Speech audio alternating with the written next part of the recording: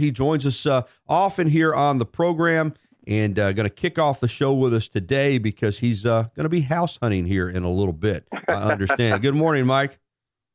Hey, how you doing, Gary? I appreciate you giving me the shout-out. Yeah, on my way to see the first house so far, so me and the fiance are excited. Getting ready over there in Atlanta. Of course, Mike is a college football analyst at SEC Country and co-host of the SEC Country Live program Monday through Thursday at 3 p.m. Eastern, former Alabama All-American offensive guard, and, of course, Atlanta Falcons offensive lineman as well. All right, Mike, I want to kick it off this morning with you with this coaching staff. Alabama has finally announced through Nick Saban the 2018 coaching staff. Of course, we've reported on every one of these guys, but Saban, I guess, wanted to get everything lined up and put all his ducks in a row before he actually made official announcements, but that came yesterday. Craig Kowalski, Coach Cool, officially joining the staff. Dan Enos officially joining the staff. Let me just run these down. Let's start on offense with the promotion of Michael Locksley is expected to offensive coordinator. What do you think of that move, Mike? I think it's a good one. I think it's something that Nick Saban obviously had to fall in line with. I think it had a lot to do with the relationships that Coach Locksley had already built. I mean, this was a promotion from within. It's just not something we've seen much of Nick Saban doing at Alabama, specifically at offensive coordinator. And so it was calculated. There was too many relationships on the line for Nick Saban to really do anything else, in my opinion. I think a lot of the moves, kind of date back to recruiting, but I think that, any questions you have about Locksley as the OC, you kind of, ease those pains when you see Dan Enos come in and some of the other offensive minds. So I expect him to do a good job. I think he'll fare well. I think he knows the personnel on the team. And, I think as good as Brian Dable was, in my opinion, that Michael Locksley has a shot to be even better, specifically with the weapons he's going to be blessed with next year. Yeah, what do you think of the move of Dan Enos? He is coming in and is going to be the quarterback's coach. A guy that did a great job there at Arkansas, had temporarily joined the Michigan staff, didn't stay there long. When Alabama came calling, he answered. What's your opinion of him coming in here and working with Locksley there on the offense? I think it's an important hire. I think him sandwiched with Michael Locksley makes me feel really good about, kind of the direction. I mean, Dan Enos is one of those guys who had some incredible quarterbacks really under his belt, when you look at his time. And I don't think there's any shocker. I mean, a lot of people kind of look at it and say, man, Nick Saban stole away, a coach from Michigan. Look at the quarterback rooms those two places. I mean, obviously, Shea Patterson heading up to Michigan's a big deal, but who would not want to come coach the quarterback room in Alabama right now? And, with some of those 2019 recruits on the horizon and Talia Tagovailoa and, Bear Bryant's grandson up there, Paul Tyson, I think that Dan Enos is in a good spot. I'm glad he's at Alabama. I don't think this is, on the level of Kowalski, who I'm sure you'll get to in a minute. But, I think it's a pretty good hire. Yeah, and Enos will be the associate head coach as well. And Locksley, of course, the offensive coordinator, and will work with the wide receivers. A major change on offense as well. Burton Burns, who has long been recognized as one of the top running backs coaches in the country, he is going to be moving off the field and have the title of assistant athletics director for football. Will be a right-hand man for Nick Saban, but Joe Panunzio moves over from tight ends and will take over as running backs coach. And again, Burton Burns will be an assistant athletics director for football. Coach Panunzio, longtime aide for Nick Saban, last year handled the tight ends and the special teams, but now coaches running backs. The big news here, Burton Burns moving off the field. What do you think led to that? Yeah, I mean, I think it's a combination of things. First of all, when you look at Burton Burns, he obviously was one of the last remaining members of that original Nick Saban staff. And, he's just one of those guys that's moved into the role where, hey, I'm not going to travel much. Obviously, he's been very successful in the state of Louisiana, being able to dip down in New Orleans and get some of the kids out of South Louisiana and North Louisiana. But, Panunzio in his own right has been a really good recruiter as well. And so you look at what he's done in his track record this year, I think that, they kind of fall in place. I don't know if anybody could have replaced Burton Burns as running backs coach. I mean, I think he's been one of the best in the history of college football. But when you look at what Panunzio does on the recruiting trail, I think that makes you feel a little bit better about what you're doing as far as, as far as the future looks at that position. I think Panunzio fits in well. Yeah, I do too, and already there. Of course, Brent Key will stay on as the offensive line coach, so some continuity remaining on this staff, but Brent Key seems to have done a good job. And, in the past, Nick Saban at times has used 2 offensive line coaches, but Brent Key, seemed to do a pretty good job last year and keep some continuity along that front. Yeah, listen, Brent Key, he's the guy I didn't know much about. I had a chance to make it to, a game this past fall, and Brent Key, literally sprinted across the field to come shake my hand. And he's a real likable guy, a real great persona. When I talked to William Vallejos and some of the guys in and around that program about what they expect out of Brent Key, I think the sky really is the limit for what he's able to do with that offensive line. A ton of talent. Obviously, he's a good recruiter, and so I think you're right. I think a little continuity at that position is going to go a long way. Let's get to Josh Gattis, and he comes in from Penn State, and I think I said Mike Locksley worked with the wide receivers. Mike Locksley strictly worked with the offense and be the play caller. Josh Gattis, of course, going to coach the wide receivers, but he gets the title of co-offensive coordinator. Now, we know Locksley will be the play caller, and Coach Saban likes to kind of spread the wealth with some of these titles, but Josh Gattis comes in with a great reputation. He's going to inherit a terrific wide receiving core to work with. What do you know about Josh Gattis, and what do you think, in addition to be a great recruiter, what do you think he brings to the field for Alabama here in this role? Well, this is kind of a double-edged sword. I think he's got that recruiting aspect, obviously, but I think he's also a developmental guy. When you look at what he did with Jordan Matthews a few years back up there at Vanderbilt, I think that he's a guy who has that depth, who has kind of both sides of the coaching profession. And listen, when Alabama makes a move like that and a hire like that, I think the best thing you can do is look at the fan base that's losing him, and I think that'll point you to what you need to know about the guy. And Penn State was not happy that he was walking out the door. That fan base was not excited to be losing Josh Gattis. That's all I needed to know. I think the track record is there. I think the ceiling is there. And, I think it's been mentioned on this radio station a couple of times. He's a guy who is a potential head coaching candidate down the road in 4 or 5 years. I think a lot of people think he's that good. On defense, as we visit with Mike Johnson from SEC Country, we'll get to Coach Lupoi in a moment, but we're going to start with Craig Kowalski because I can tell you were itching at the bit to talk about him too. Coach Cool, coming from the University of Miami, he'll be the associate head coach and the defensive line coach. Of course, 15 seasons at Missouri. He tutored 5 first-round draft picks there.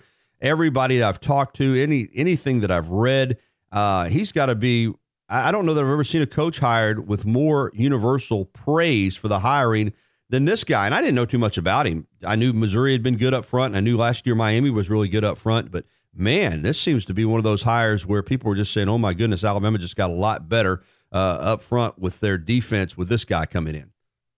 Yeah, it really does seem to be the perfect marriage at the right time. And, I talked to a lot of people who say the benchmark for an elite college head coach is can he win at 2 different universities successfully? Listen, I think when you look at Coach Kowalski and what he's done with defensive lines at Missouri and Miami, that's what you point to. I think he's been elite at 2 different schools now. Missouri, obviously, with all the success they had up front for years. And then when you look last year, at the sacks per game at Miami, leading the country. And so I think when you look at the talent, look at a guy like Chris Miller, look at a guy like Anthony Jennings, look at what their ceiling could be if they're taught at an elite level, and I think that's what Kowalski's going to bring. He's a former offensive lineman. He knows how to attack those offensive tackles, and I think he becomes a huge centerpiece for this coaching staff moving forward. Tosh Lupoi finally gets the announcement as the defensive coordinator. This is a guy that's been around, again, as you alluded to, and we'll wrap it up with that in a moment. This staff has been put together, I think, with an eye toward recruiting. But Tosh Lupoi has been mentored by Nick Saban. He's been mentored by Kirby Smart. He's been mentored by Jeremy Pruitt. He seems ready to take over this role to me. You agree? I don't think there's any doubt. And I mentioned earlier, usually you don't see Nick Saban promote from within. But I think, listen, when you talk about the recruiting landscape, I think one of the biggest knocks against Saban this year has been, some of the coaches like Dabo Swinney, like Kirby Smart, some of these younger, energetic coaches that really are bouncing up and down on the recruiting trails. That's what Tosh Lupoi is. He's the energy to Nick Saban's kind of calm. And I think that it was a very calculated move. I think you look at this entire defensive staff, honestly, you're talking about young, energetic coaches that really get after on the recruiting trail. And I think that becomes a huge deal. I think Tosh Lupoi, this was as easy of a transition, in my opinion, as on the whole staff. I think when you really look at, how he lines up, his ability to be promoted from within, how good of a recruiter he is, he's another guy that you really could see moving into one of those head coaching roles here in a few years. Pete Golding already announced to be joining the staff. He will get the title as co-defensive coordinator, which, again, is important for these guys as far as their pay and and their resume. He'll handle the inside linebackers as well. Young coach, has made a fast move to get to this level, but again, seems to be one of these guys that brings in a lot of energy, a lot of enthusiasm, wanting to prove himself, and that seems to be a common thread on this staff that Nick Saban has put together, is kind of some new blood and some new energy. Yeah, I got to be honest with you. I've been hearing Pete Golding's name since he was at Delta State. I mean, that's a name that I feel like has been circling some of these, coaching circles for a while. And he's got that look. He's got that mantra. He has that mentality that you look for in one of these coaches. And I think that's the reason he's made such a quick leap. He's really jumped up from the bottom of the ranks. You're talking about going from UTSA, all of a sudden you're, the co-defensive coordinator at Alabama under Nick Saban. I think that tells you enough of what you need to know about the things he's trying to do right now. I think that he's a really special guy. And like I said, I've been hearing about him for a while. The energy seems to be there, and I have no doubt that he's going to be a special guy in that role for sure. And as previously announced, Carl Scott comes in from Texas Tech. He spent a few days, I guess, with Billy Napier at Louisiana Lafayette, but that was just a stopover till he took this job at Alabama. Carl Scott is the secondary coach. What do you know about him, Mike? Well, let's be honest. I think this is a guy who, doesn't have quite the fanfare of some of the other people on the staff. It's kind of one of the unknowns. But listen, when you plug anybody on the back end in with Nick Saban, they are going to get a ton better, and their players are going to get a ton better. And so, I don't know a ton about Carl Scott, to be honest with you, Gary. I think you have some questions about recruiting and about what he's going to be on the developmental side. But for people I've talked to that really know the guy, they're excited about the hire, and so that really points me in the right direction, I think, and I should be excited too. 10 assistant coaches now instead of 9. Jeff Banks previously announced to coach the special teams, will also handle the tight ends, but Jeff Banks has a kicking background, and that now with this addition of an extra coach allows, I think, some of these head coaches like Nick Saban to bring in a true special teams coach, which he is, coming from Texas A&M. He'll also, as I said, coach the tight ends, but Alabama's been good in special teams, but it appears that he has the potential to make them even better.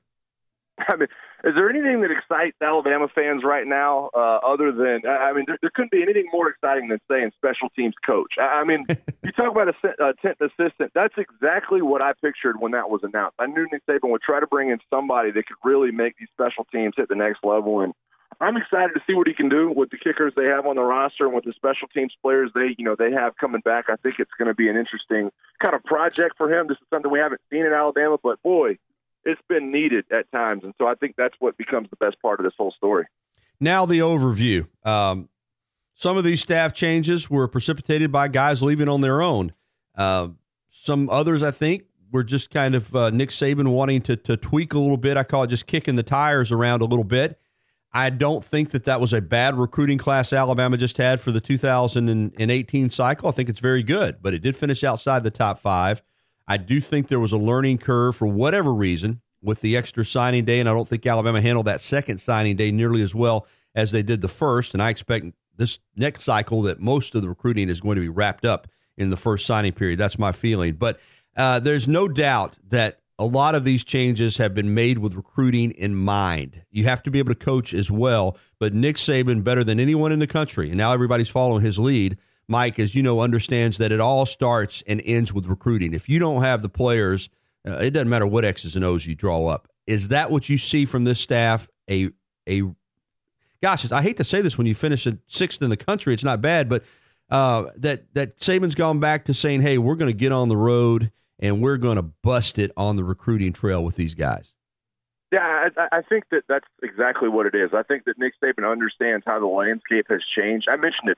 Some of the young, energetic recruiters we've seen that were really successful in this cycle, being able to go to different states and really be able to pick up some of these guys from out of state. There's energy. You don't see any more of the Burton Burns on the recruiting trail. And I hate to say that because I love Burton. But, this is one of those deals where some of these guys are just meant to be in some of these roles. They're young, they're energetic. They can, you can fly to California and back on a Friday night and still be ready to go on Saturday. And I think that's what Nick Saban wanted to get. He wanted to get some of those dogs, some of those recruiting dogs that really can burn up the recruiting trails. It was very calculated, in my opinion. I'm with you. I don't know who was asked to leave and who left on their own, but I got to tell you right now, I think this staff is 10 times better of a recruiting staff than Alabama was at this time a year ago. And lastly, and you're right there in Atlanta, you deal with fans from all over the SEC on your show, but a strong Georgia flavor for sure. A lot has come out these last couple of weeks. I've talked about it, some things that I've been told, that this relationship between Nick Saban and Kirby Smart really has become strained.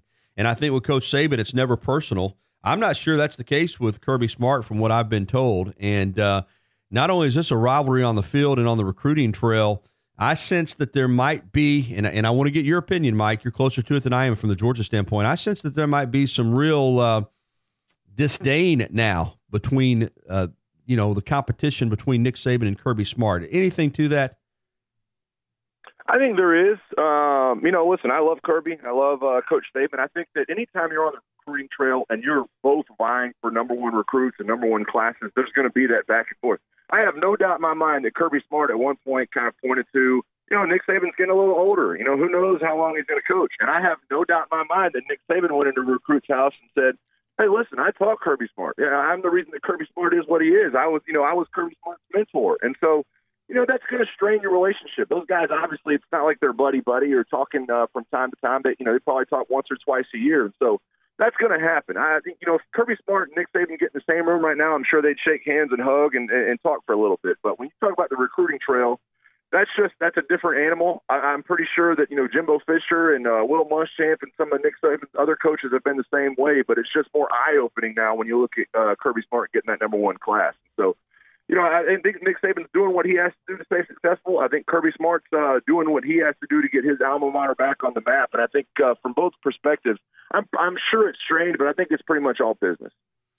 Great stuff, Mike. Get out on the house trail. They say you should look at least 20. I'm just saying what I've read on these real estate sites, and these they say you should look at least 20 houses before you buy one.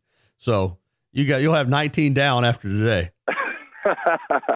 Yeah, we got 2 on the docket today, so I think we'll try to line up 18 more for the coming week. I'll keep you posted for sure. Well, I'm telling you, man, I've been watching SEC Country Live. It's a really, really good show. It's very enjoyable. Talk about I watch it on Facebook. Talk about how people can find you and check it out Monday through Thursday.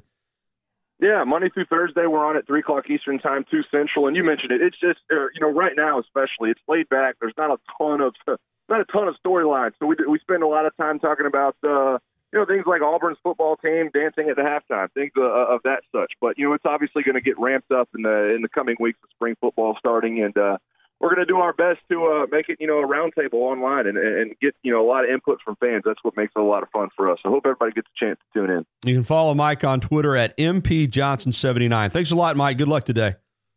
Thanks, Gary.